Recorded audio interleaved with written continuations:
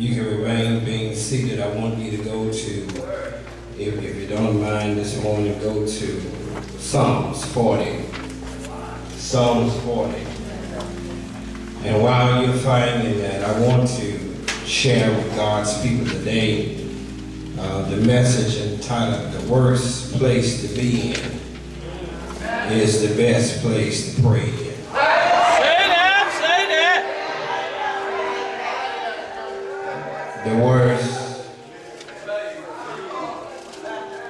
The worst place to be in is the best place to pray in.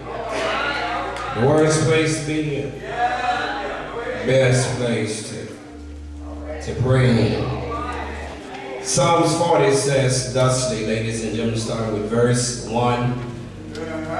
The psalmist says, "I waited patiently for the Lord, and he inclined unto me and heard my cry. He brought me up also out of a horrible pit, out of the miry clay, and set my feet upon a rock, and established my going. And he has put a new song in my mouth, even praise unto our God, and many shall see it, and fear, and shall trust in the Lord." Once again, I want to talk about the worst place to be in is the best place to pray in. If you can remember and shake somebody's hand next to you, tell them the worst place to be in is the best place to pray. Yes, Lord. Yes, Lord. Yes,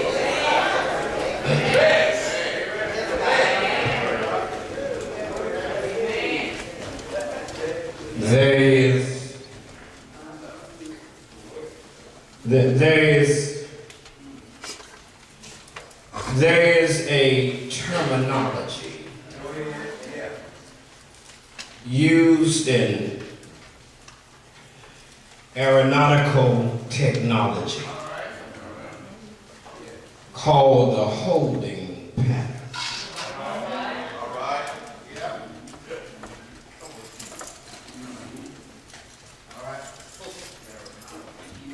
The holding pattern is the restraint of an aircraft in a certain place while the plane is circling and is not permitted to proceed any further until it gets permission from the tower to move forward. This is a dull crowd. The primary use of the holding pattern is to delay the aircraft that has arrived at its destination, but it can't land because of traffic congestion. It cannot land because of poor weather. It cannot land because of runway unavailability. And the only, y'all got time? Yeah, the only authority that can release the plane from the holding pattern is the tower.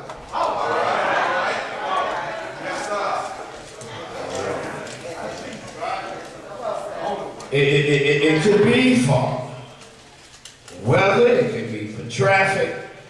And in the case of the point of the holding pattern, it's being held up because of the health and the protection of that particular flight. And there's also a demonstration of the control of whoever is in the control tower.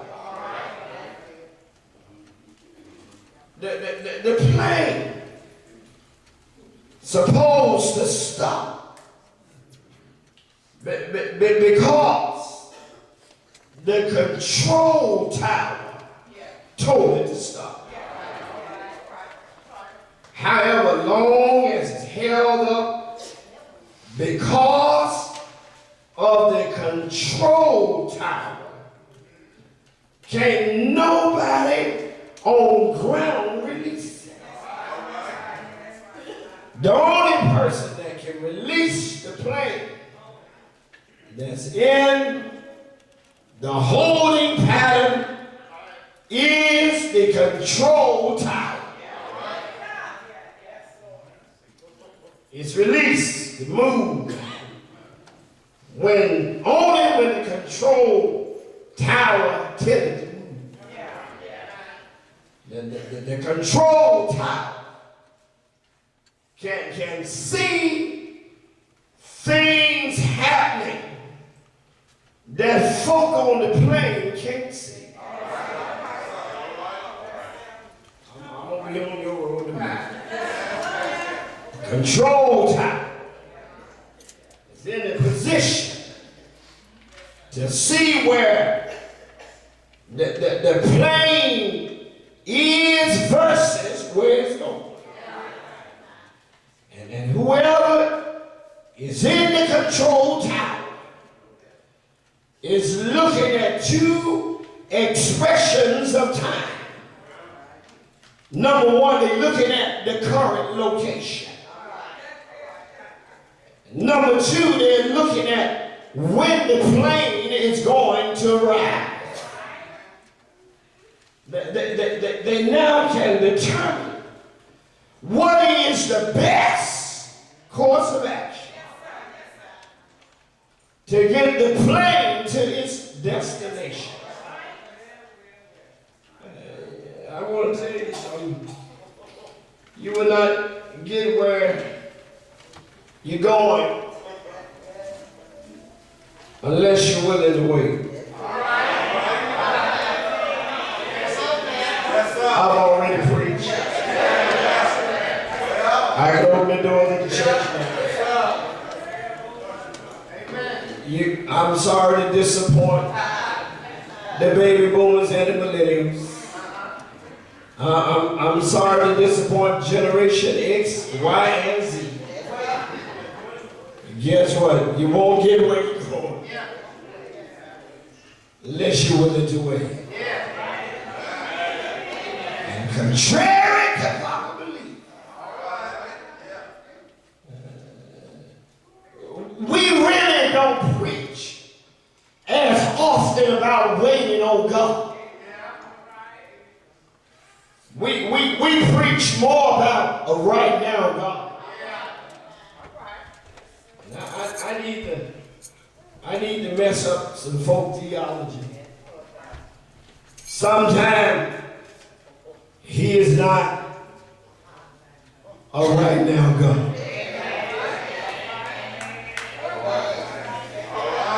Lord have mercy. Just in case folk told you to pray, it is going to happen right now. I dropped by the bushel. It just may not happen right now. You found out in your life after you prayed and prayed and prayed. Sometimes things just don't work out. Y'all so bougie. How many of you in here ever just talk to God on an ongoing basis and discover that there's stuff in your life that just don't work out? You got money, you got a car, you got a job, you got a house, you got friends, you got family, you got loved ones, but there's time. Say that, say that. It just don't work. I know this ain't your sermon today, but it's just for you. You come to church, even in your busy schedule. You sit here week after week, express your hope in Christ. Yes. Lord help. You give your time. You even give your offering. You pay online. Lord help. Sometimes things just y'all fooling. Don't work out. You pray for your children, they get worse. You pray for that crazy boss, and they move you to another one that's crazy.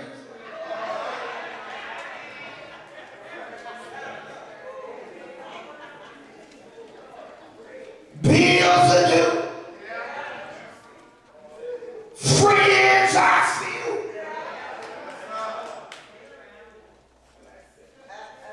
I wish I had some friends. Lord have mercy. Sometimes, whatever you ask God, He just don't do it. All right. You even faithful to your ministry. You go home every night. Take your money home. And still got problems. God has not answered your prayer yet. You even support the ministry. And things are still ain't working out. So sometimes waiting does not come out the way you want it to.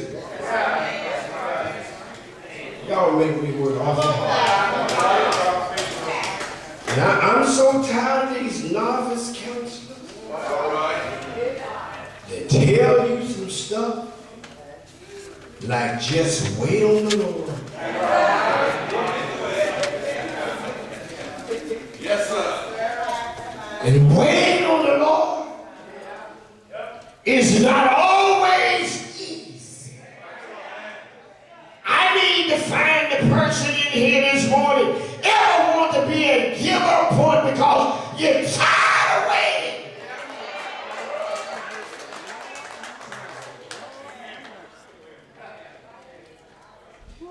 We have to see waiting from the fact that you're not in control, but God is.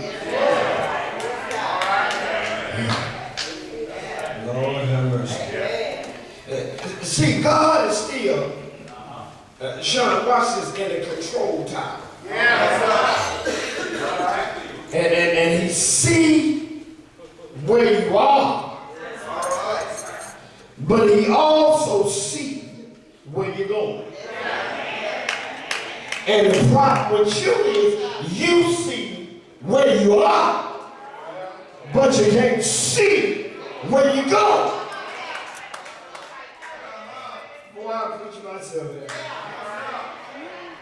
You ever just wish God would just tell you in advance there's going to be a storm down the road? See, the only way you can get where you're going is sometime to just make up your mind that I'm going to wait where I am. All right, let them wrong side. You just want to tell God what you want to do? Like he ain't God? Like he don't have all power? And have you noticed that, guess what? I don't care who you think you are. Your power is limited. Come. Peep in the window for me. Watch it. You don't run nothing. The only thing you run is the water at the house. Your shoes over. That's right. Say that, Pastor. And your bank account bag. Yes, Lord.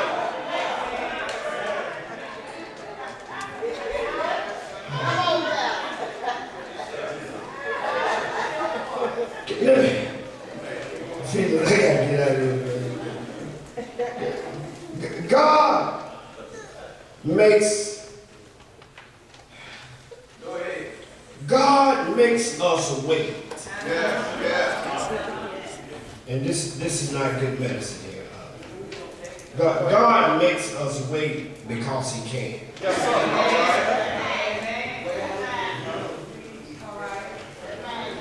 Lord have mercy. Boy, you want to stop coming to church over there, don't you? Look, God makes us wait because he knows there ain't nothing else you can do. But wait. Such as the discipline that is discovered in the discourse in Psalms 40. Psalms 40. We really are not privileged to all of the historical criticism about the passage. But because the passage, if you read the passage, if you read the text right, it leaves out how David got in the pit. Read your Bible. It leaves out, number two, who put him in the pit.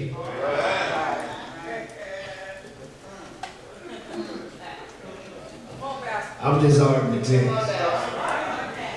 And it also leaves out where the pit is located. I can tell my preachers ain't my friend. Isn't it amazing of the historical criticism of the text? There's so much information that we don't know.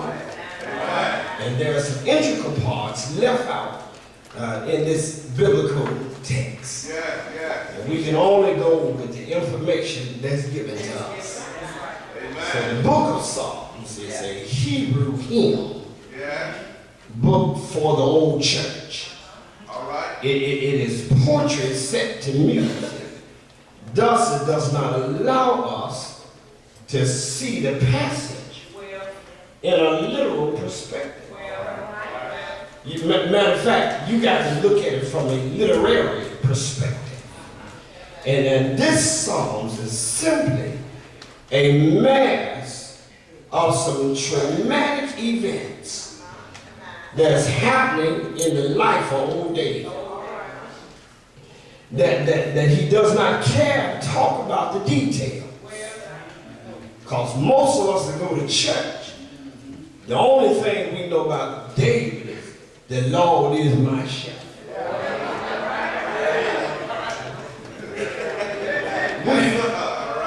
We don't know nothing else about David.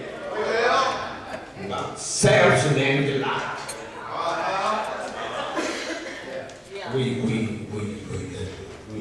The only thing we know about David is about Bathsheba.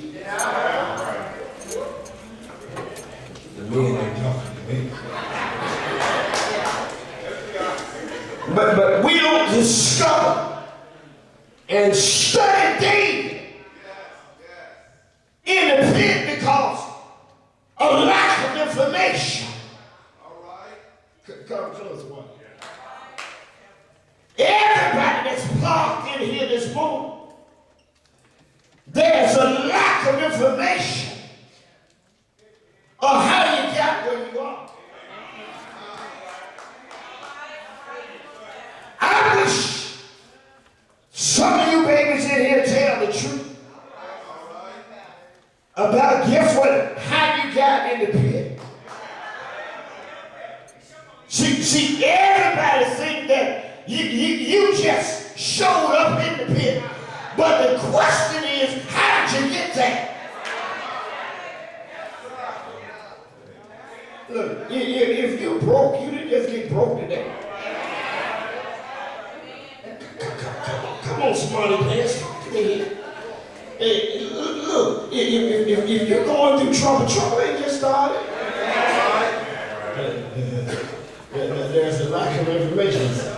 And David comes along dealing with this pit, and he deals with and talks about symbolisms. And whatever the situation is, most scholars suggest that David wrote this relative to some traumatic event that happened between Saul's hit on his life and him replacing Saul as the first God-elected king of Israel.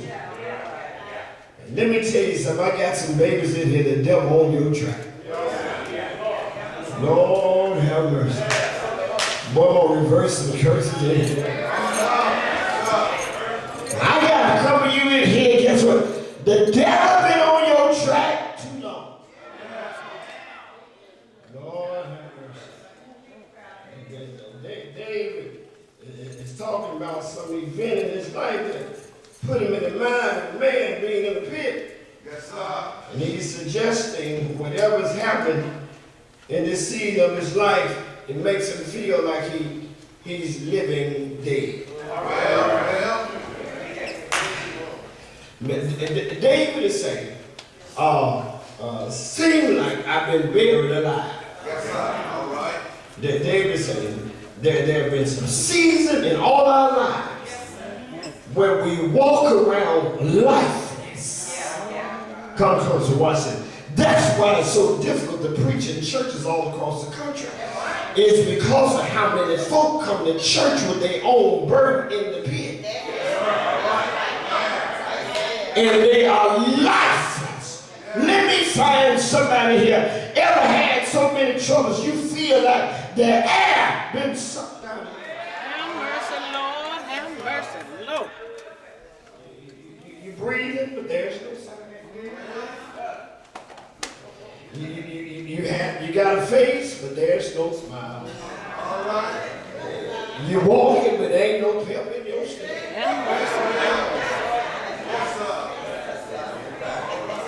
Some of you just walk around like zombies, just going through the motion.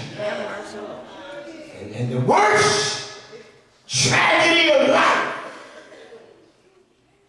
is to be dead before you die.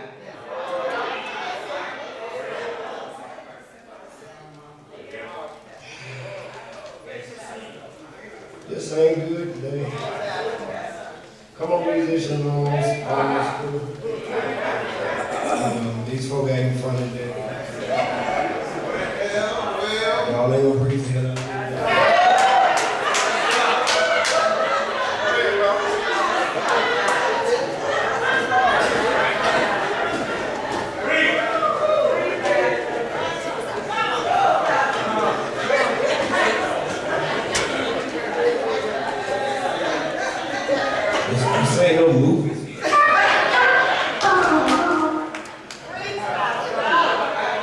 Whatever situation that David is describing makes him feel like he's buried alive. And I'm going to tell you something, that the pit is location for both the subject and the verb. Lord have mercy. The pit is the only place where both the subject and the verb can be the same thing. If you go to the hospital and they're going to put you in a waiting room, the point of the waiting room is not the room. The point of the waiting room is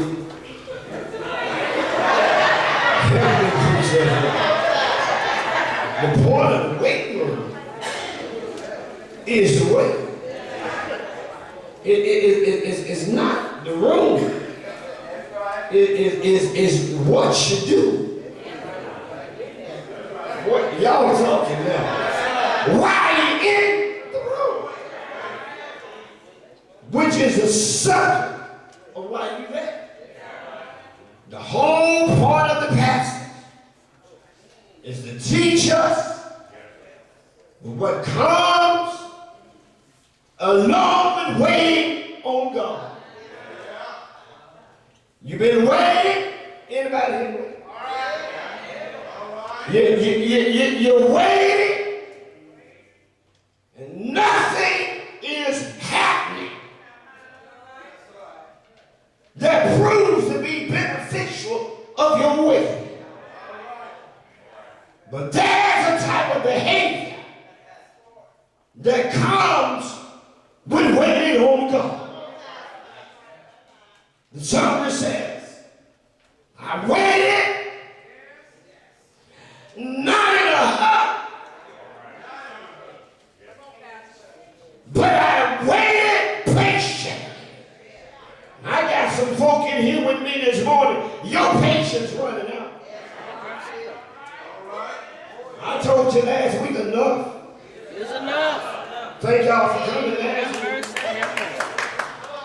Enough is enough to wait. Lord, yes, Lord. Lord, he says, I waited patiently, not for John Doe, but I waited patiently for the Lord. Come closer. See, when you're waiting on some folk, you will stop waiting after a while. Can I get a witness? Look, at y'all killing me this morning, church. Ain't like, I don't mind waiting, Pastor. The only time you don't mind waiting is when you're waiting on God. And one thing about God, when He shows up. Oh, yeah. Good God. Oh, yes. Man, He gonna show up Yes, He will. whenever He shows up. Yes, He will. I waited patiently for the Lord. He inclined unto me. Here's the part I love. He had